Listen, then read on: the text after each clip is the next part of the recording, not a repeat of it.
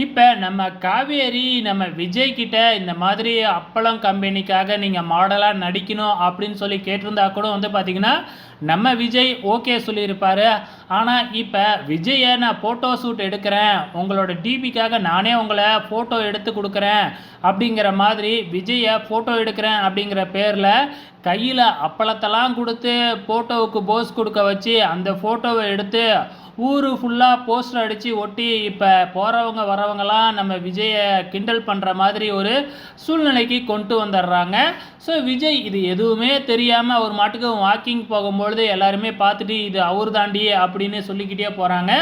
அப்புறம் தான் சுவரெல்லாம் பார்க்கும்பொழுது போஸ்டரா ஒட்டி கிடக்கு. ஸோ இதை பார்த்து நம்ம விஜய்க்கு பயங்கரமா கோபம் வருது. நேரா காவேரி கிட்ட தான் வராரு.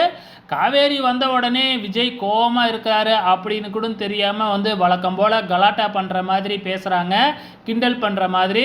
ஸோ கண்டிப்பா விஜய்க்கு பயங்கர கோவம் வந்து திட்டத்தான் போறாரு. இப்படி என்னைய நம்ப வச்சு ஏமாத்திட்டல அப்படிங்கிற மாதிரி வந்து பயங்கரமா காவேரியை திட்ட போறாரு. ஸோ காவேரி அதுக்கு எப்படி ரியாக்ட் பண்ண போறாங்க அப்படிங்கிறது தெரியல.